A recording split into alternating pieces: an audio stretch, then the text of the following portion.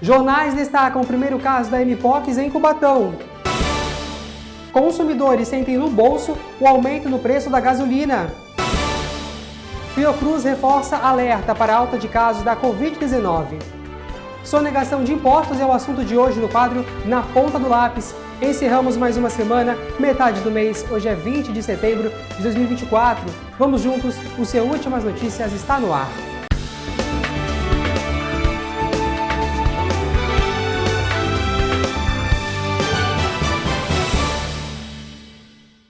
Olá, boa noite para você. Diversos veículos de comunicação noticiaram o primeiro caso da Mpox aqui no litoral.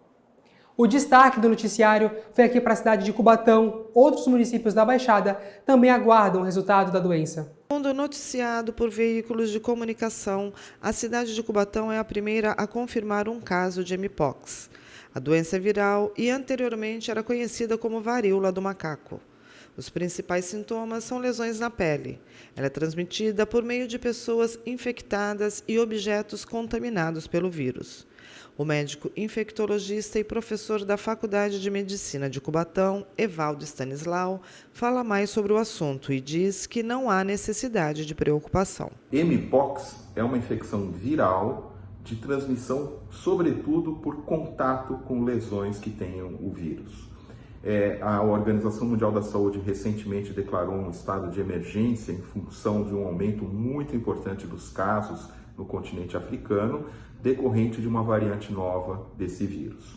Ocorre que deu muito certo esse alerta da OMS, porque fora do continente africano nós não tivemos relatos, além de 2 casos desta nova variante de Mpox. Por outro lado, o vírus de Mpox circula, sobretudo em determinadas populações um pouco mais vulneráveis, que estão mais expostas ao contágio pelo vírus. Recentemente nós tivemos na cidade de Cubatão um caso confirmado desta variante antiga, sem dúvida nenhuma, um caso absolutamente padrão, típico, que evoluiu muito bem, sem nenhuma complicação, e nesse sentido não há nenhuma razão para pânico, nenhuma razão para as pessoas ficarem preocupadas. O que eu recomendo é que todo mundo fique atento, sobretudo ao seu corpo, e se houver o aparecimento de alguma lesão compatível com Mpox, desde uma ou várias lesões, o que eu recomendo é que as pessoas procurem orientação médica. E são lesões que no comecinho podem ser vermelhas, depois elas viram uma bolinha de água e todas são muito parecidas, estão no mesmo estágio evolutivo. Não há motivo de pânico, não há motivo de preocupação, procure orientação médica se você tiver alguma dúvida. A Secretaria de Saúde do Estado de São Paulo informou que está atenta ao cenário epidemiológico e que todas as unidades de saúde estaduais já possuem recomendações técnicas de monitoramento e acompanhamento da doença e que o Hospital Emílio Ribas é referência para o atendimento de casos graves da doença aqui no estado de São Paulo. A recomendação da pasta é para que você procure ajuda médica a qualquer sintoma da doença. Ainda sobre Mpox, a Organização Mundial da Saúde pré-qualificou uma primeira vacina contra o vírus. A OMS, Organização Mundial da Saúde, anunciou que pré-qualificou uma vacina contra o vírus Mpox, produzida pela farmacêutica dinamarquesa Bavarian Nordic. Ou seja, a dose da vacina pode ser distribuída para países de baixa renda que enfrentam surtos de Mpox. Essa distribuição ficará a cargo de entidades como o Fundo das Nações Unidas para a Infância, a Unicef, e a Aliança Mundial para Vacinas e Imunização. Em nota, a OMS disse que a pré-qualificação deve facilitar o acesso ampliado e oportuno a um insumo essencial em comunidades com necessidades urgentes, para reduzir a transmissão e ajudar a conter surtos. Segundo a organização, a vacina pode ser administrada em pessoas a partir dos 18 anos em esquema de 2 doses, com um intervalo de 4 semanas entre elas. A dose poderá ser armazenada por até 8 semanas, em uma temperatura entre 2 e 8 graus. Dados da OMS mostram que foram confirmados mais de 100 mil casos de Mpox desde 2022 em 120 países. No ano de 2024, em 14 países do continente africano, foram mais de 25 mil casos suspeitos confirmados, com 723 óbitos causados pela doença. No Brasil, segundo o Ministério da Saúde, são mais de 1.000 casos confirmados de Mpox, sem nenhum óbito confirmado. E olha, menos da metade das doses da vacina contra a dengue distribuídas pelo governo federal constam como não aplicadas pelo SUS. Das 5 milhões de vacinas contra a dengue distribuídas pelo governo federal a todos os estados e ao Distrito Federal desde fevereiro, menos da metade foram registradas como aplicadas pelo SUS, Sistema Único de Saúde. Até o último dia 15, o percentual de doses aplicadas era de 48,88%, o que representa quase 2 milhões e 500 mil doses não tiveram registradas como aplicação. Os números foram apresentados pelo diretor do Programa Nacional de Imunizações do Ministério da Saúde. Segundo a pasta, a vacina figura atualmente como ação de segurança pública crucial no combate à dengue, mas não deve ser vista como solução isolada. De acordo com o Ministério da Saúde, a previsão para 2025 é ampliar a campanha contra a dengue em todo o país. Nosso assunto ainda é saúde. Aqui no N, a Fiocruz alerta para o aumento dos casos de Covid-19 pelo nosso país. Casos de síndrome respiratória aguda grave por Covid-19 se encontram em escala crescente pelo Brasil. Os dados são do novo boletim Infogripe da Fiocruz. A Fundação alerta para o aumento de casos associados à Covid-19 nos estados de Goiás, Rio de Janeiro, Distrito Federal, Mato Grosso do Sul e também aqui no estado de São Paulo. Outros estados também apresentam uma leve crescente de casos em idosos, com sintomas prováveis ligados à Covid. Estão sendo registrados também em crianças e adolescentes de até 14 anos. O vírus sincial respiratório e o rinovírus continuam sendo os principais fatores de internações e óbitos para crianças e adolescentes de 2 a 14 anos de idade. Nesse cenário, a Fiocruz ressalta a importância da vacinação contra a Covid-19 para os mais variados grupos e faixas etárias, mediante o crescente número de casos que vem sendo registrados pelo Brasil. Olha, falamos de mpox, falamos de dengue, também da Covid. Todas as vacinas que estiverem disponíveis na sua rede de saúde aí, próximo da sua casa, vale a pena, vá até lá e aplique as vacinas, é super importante. Um homem morreu após um grave acidente em Cubatão. Segundo a Ecovias, o veículo da vítima estava no acostamento quando ele foi atingido por um caminhão na altura do quilômetro 264 da Cônego Domênico Rangoni. Os bombeiros foram acionados e, ao chegarem ao local, constataram o óbito da vítima. Os outros envolvidos no acidente estavam inconscientes e foram encaminhados ao hospital. O assunto agora é algo que aperta muito no bolso aqui no nosso dia a dia. Consumidores de todo o país estão sentindo o aumento no preço da gasolina. De acordo com o levantamento da ANP, Agência Nacional do Petróleo, o primeiro semestre de 2024 registrou uma alta significativa nos preços dos combustíveis. Em alguns estados brasileiros, o preço da gasolina ultrapassou os R$ 7,00 por litro. A pesquisa revelou que as regiões do Norte e Nordeste apresentam os maiores aumentos de preços em todo o Brasil. O estado do Acre ocupou o primeiro lugar no ranking no último semestre de 2024. Na região Sudeste do Brasil, os consumidores também andam bastante insatisfeitos com a alta do preço da gasolina. E realmente a gasolina, o preço está absurdo. Tem aumentado com ímpeto alarmante. E a gente acaba sentindo, né? Acaba pesando no nosso orçamento.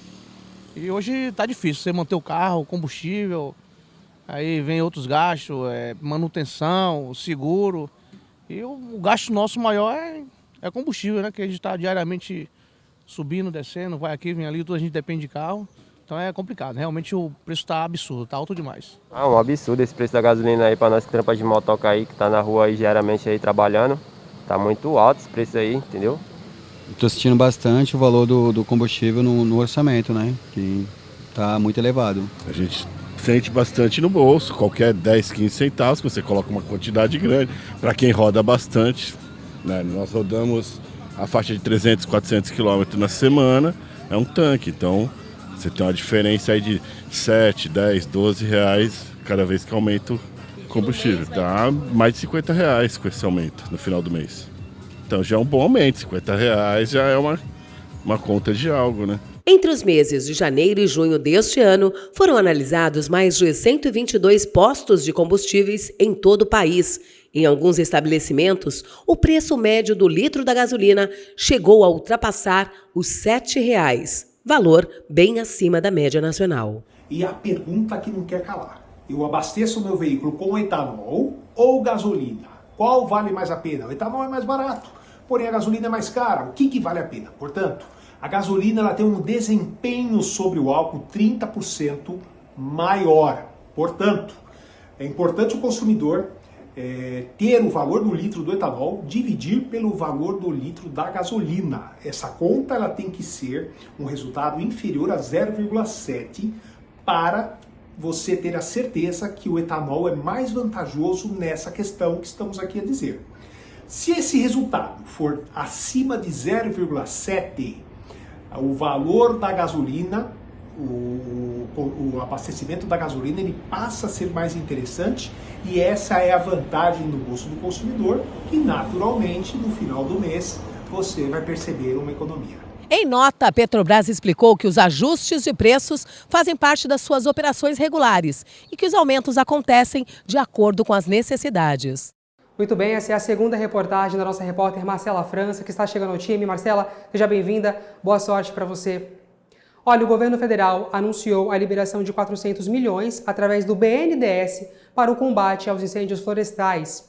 Até agora, com as queimadas, já destruíram o equivalente a 8 milhões de campos de futebol. O anúncio foi feito pelo ministro da Casa Civil, Rui Costa.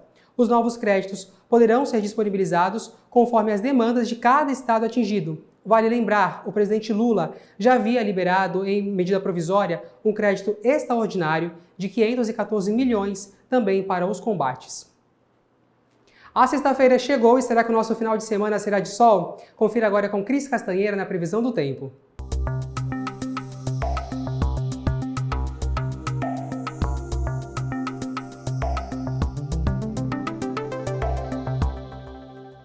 O sábado amanhece com sol entre nuvens. À tarde, o tempo fica nublado com probabilidade de pancadas de chuva. As temperaturas têm variação entre 20 e 24 graus. Venta leve durante todo o dia e a umidade relativa do ar fica entre 83% e 96%. O domingo será de sol pela manhã e algumas nuvens na parte da tarde. Não há previsão de chuva.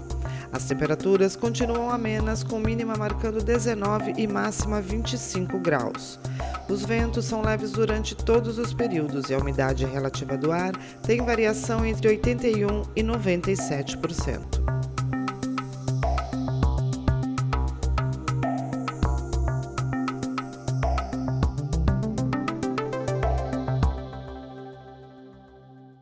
E agora que sabemos como vai ficar o tempo para o nosso final de semana, é hora de saber o que será destaque nas telonas. As telonas estão cheias de novidades. O suspense Ligação Sombria promete te prender, enquanto A Menina e o Dragão traz aventura e magia. Ótimas pedidas para o fim de semana. O que é isso?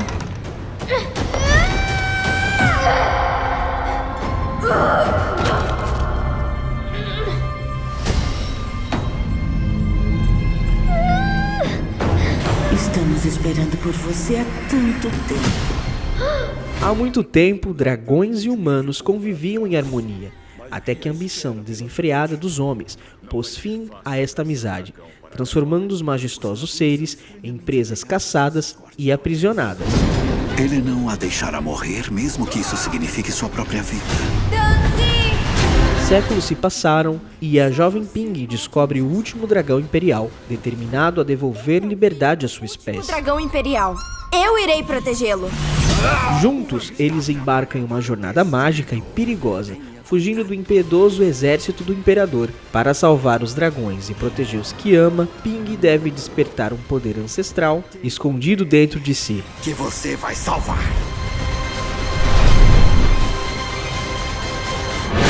My wife is in the hospital. She's about to give birth. I'm your family emergency now.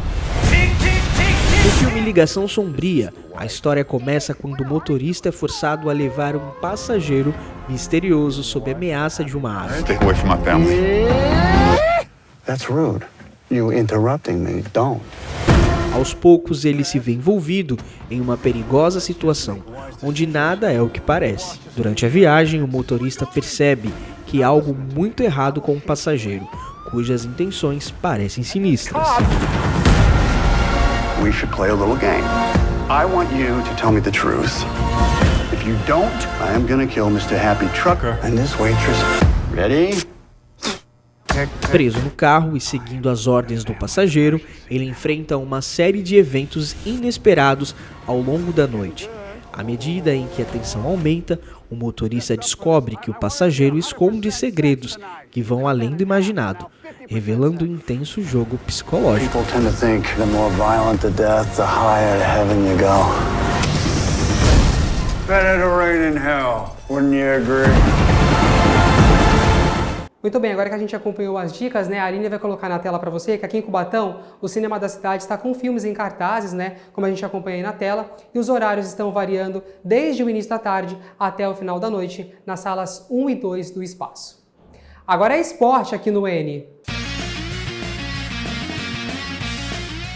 E olha, o Santos ganha fora de casa, engata a terceira vitória e com isso segue na cola do líder Novo Horizontino.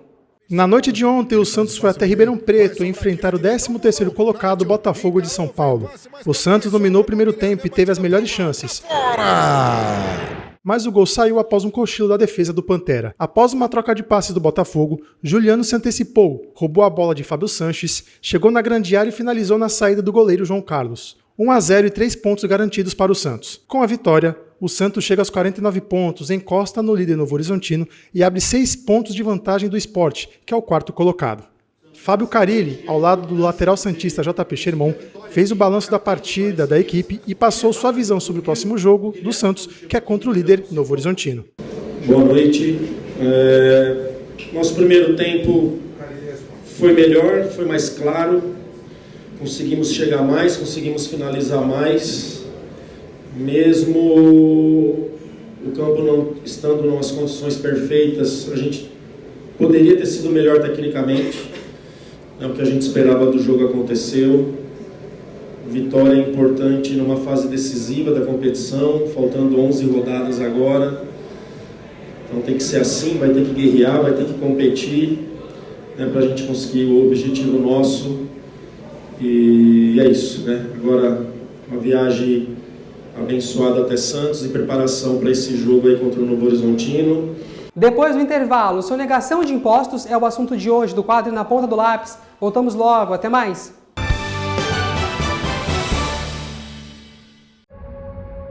Para proteger o seu voto, o sistema eleitoral possui várias camadas de segurança. A urna não tem acesso à internet, o que impede qualquer invasão.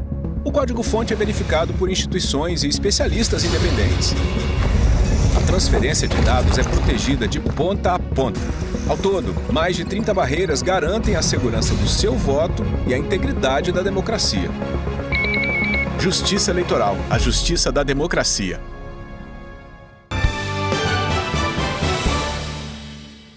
Estamos de volta com últimas notícias. Agora vamos falar sobre sonegação de impostos, colocando o assunto na ponta do lápis.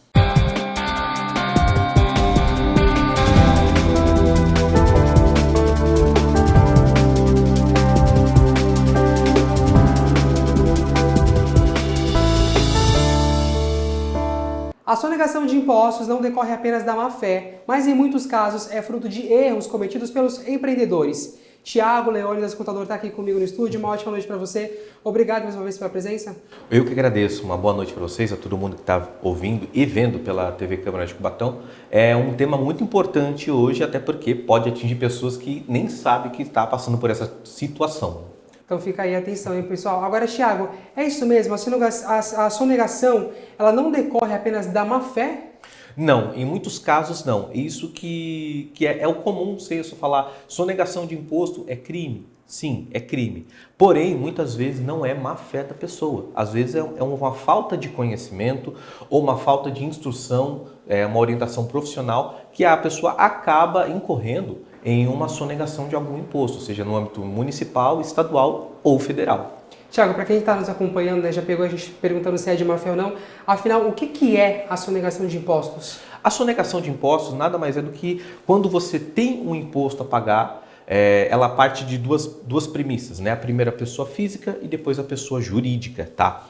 A pessoa física, geralmente, quando ela faz uma venda ou compra de imóveis, de bens, que precisa ali pagar o imposto, depois você precisa declarar isto no imposto de renda, tá? E em segundo lugar, com a pessoa do CNPJ, dependendo do ramo dela, atividade de comércio ou serviço, existem alguns encargos ali que, como a gente sabe que a contabilidade no Brasil é algo complexo, a pessoa ali acaba não sabendo que precisa recolher aquele imposto. Quando você não recolhe esse imposto, há a sonegação de impostos. A sonegação de imposto aí ligado ao imposto de renda, isso tem alguma coisa a ver? São coisas distintas, como você acabou de citar? É só uma dúvida mesmo para esclarecer o pessoal de casa. Não, a sonegação de imposto existe para a pessoa física no imposto de renda, que é o seguinte: quando a pessoa ela faz ali uma venda ou compra, um exemplo, né? Quando ela vende um imóvel e ela tem um ganho de capital naquilo, ela precisa pagar um imposto chamado ganho de capital. E às vezes a pessoa não sabe que ela precisa fazer isso. Então, nisso que acontece, ela acaba sonegando esse imposto por falta de conhecimento. Isso é só um exemplo que eu estou dando. Então, nesse caso, sim caracteriza uma sonegação de impostos. Quais são os casos mais comuns aí que entra como sonegação? Olha, os mais claros, né, como pessoa física, imposto de renda, né, como eu acabei de citar, venda de imóveis, ou ali quando você precisa fazer a sua declaração em um ano base e você não faz a declaração, então você está ali sonegando ali porque às vezes você precisa fazer aquele pagamento, ou então quando você faz a sua declaração e não recolhe o imposto de renda a ser pago. Esse é o mais comum para a pessoa física. Agora, pessoa jurídica, existem os mais comuns é o ISS, que é aquela empresa que trabalha com prestação de serviço, e ela precisa recolher o ISS, que é um imposto municipal, que ele é embutido inclusive nas notas fiscais, e às vezes acontece que a pessoa, aliás, a empresa, ela não recolhe aquele imposto, tá? Às vezes por falta, sim, de conhecimento. Ela precisa entrar no site da prefeitura, verificar, claro que aqui na Baixada, cada cidade funciona de um método diferente. Então, cada município, ela precisa ver como que eu faço para recolher esse imposto, que às vezes passa batido realmente. Então, sempre ter um profissional ali para auxiliar seria de grande valia? Sim, sim.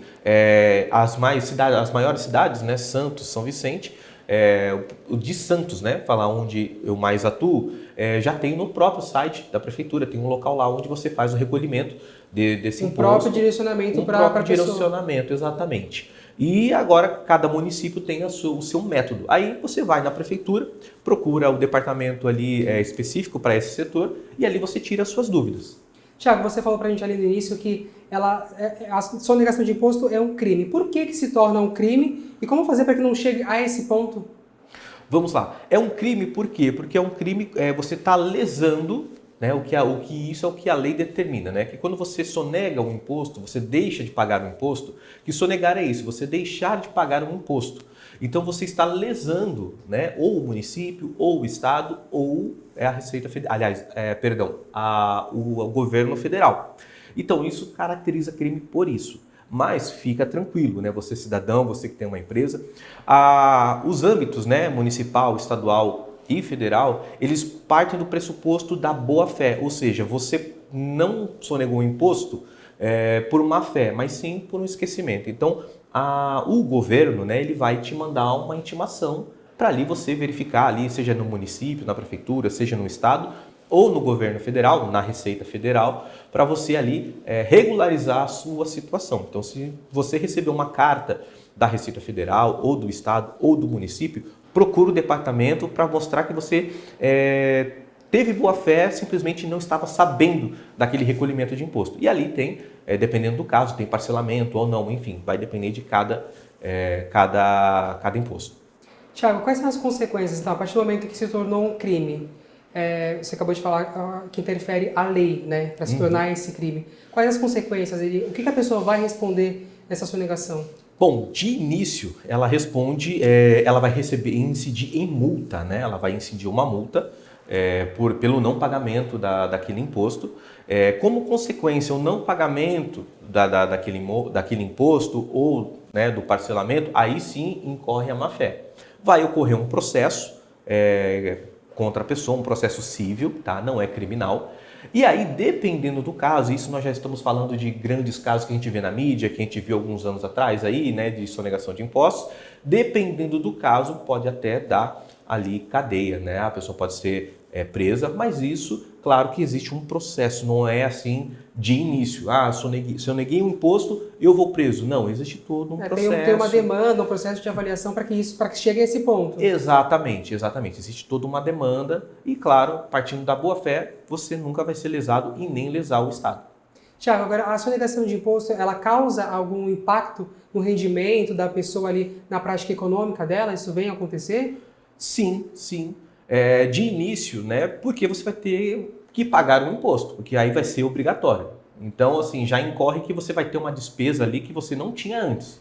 Então, isso já incorre na mudança do teu faturamento, né? Agora, como pessoa jurídica, você ali também tem alguns problemas, porque existe uma coisa igual tem o Serasa, né, para o comércio normal, existe um departamento chamado CADIM, que é onde ali incorre quando a pessoa está devendo na Receita, ou no Estado, ou município, existe esse departamento chamado CADIM, que vai constar ali um débito. A diferenciação para pessoa física e pessoa jurídica é muito grande? Existem leis diferentes para um e para outro na sonegação, ou segue a mesma linha? Basicamente a mesma linha, né? Tem uma mudança aqui, outra ali, mas basicamente é a mesma coisa. Lembrando que, claro, o valor de pessoa física como que nós vamos dizer, a grosso modo, é bem inferior o valor de uma pessoa jurídica, né? Porque a pessoa física, basicamente, imposto de renda ou algum imposto, uma venda, então é diferente de uma empresa que ela trabalha com aquilo mensalmente, dependendo do caso, ela vai ficar 1 ano, 2 anos sem recolhimento de imposto e quando vê, vira aquela bola de neve. Ah, tão complicada a bola de neve, né? Exato. Tiago, acredito que você já pegou vários casos de sonegação. Para a gente finalizar aqui, qual a principal dica que você deixa para a população que nos acompanha para que não aconteça essa sonegação, para que não se torne um crime?